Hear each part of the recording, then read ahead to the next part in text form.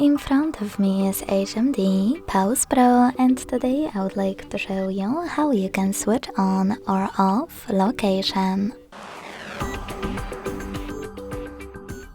First of all, go into Tab menu and look for Location shortcut.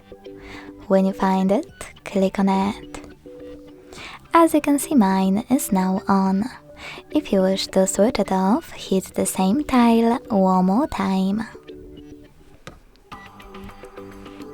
But you can also go into Devices Settings, look for Location here, and when you find it, click on it.